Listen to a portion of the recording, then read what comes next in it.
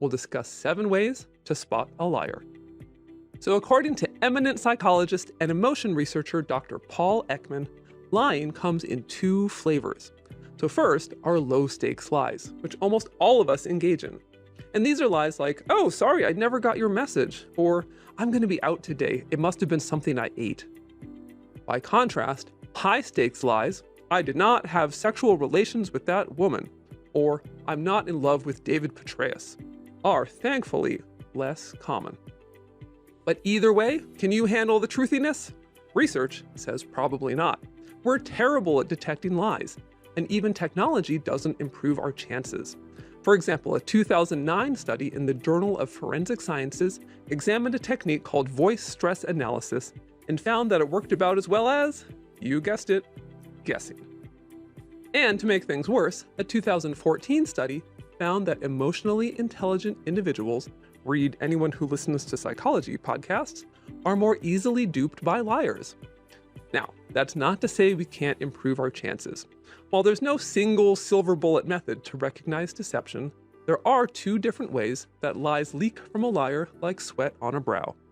The first set of cues are physiological: gestures, facial expressions, or other ways liars wear their lie on their sleeve.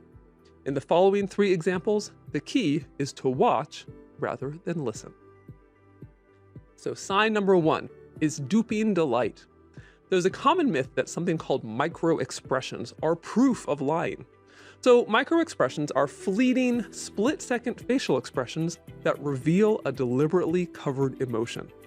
However, suppressing an emotion doesn't necessarily mean a lie. You might cover anxiety to play it cool in an awkward situation, suppress shock to keep your poker face, or tamp down anger at your boss, all without an outright fib.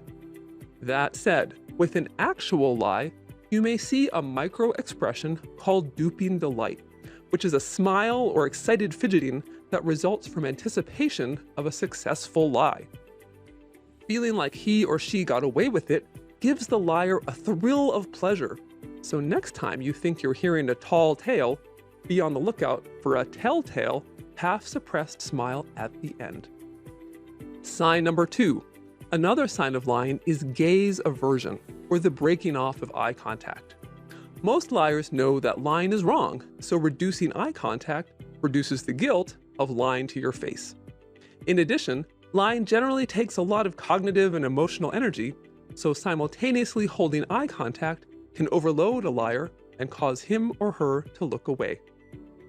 Sign number 3. The third cue to watch for is non-congruent gestures. The words are lies, but the body tells the truth. For example, couple strongly confident words, "I swear I put the check in the mail on Tuesday," with a shrug of the shoulders, and you know you'll have to wait for your money. In another example, pair an affirmative statement, "Of course I'll cooperate with the investigation," with a subtle no shake of the head, and you have reason to suspect a whopper. Once your eyes suspect a liar, next let your ears have a turn. Here are 4 more cues to listen for. Sign number 4. A story in strict chronological order. When a complex lie is to be told, whether to a CIA agent, the parent of a teenager, or Bob Woodward and Carl Bernstein, liars often rehearse their story, which is usually spun from, logically, start to finish. A fun trick: if you think you're hearing a tall tale, ask to hear the story backwards. So, when you just happen to see the car in the ditch, what happened before that again? And watch the liar squirm. Sign number 5. Way too much linguistic convolution or overcompensation.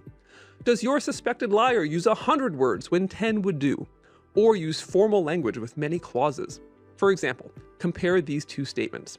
In light of the given situation, it can categorically be stated that I have never and would never remove your lunch from the shared office refrigerator. Contrast that with, I didn't eat your lunch. Sign number 6. Distancing. A truth teller names names, while a liar uses impersonal phrases or pronouns. For example, that woman rather than Miss Lewinsky. In addition, liars avoid saying I. For example, instead of I didn't skim off the register, you'll hear no one here would ever skim off the register. Sign number 7, the used car salesman vibe. Liars work really hard to come across as truthful. They smile at all the right moments and say all the right things. But the result often appears contrived and fake, which it is. If you feel like you're being sold a bag of goods, you probably are. In short, a bright, toothy smile probably means a shark. For more on lies and the liars who tell them, the classic book on spotting lies is Paul Ekman's book, Telling Lies: Clues to Deceit in the Marketplace, Politics, and Marriage.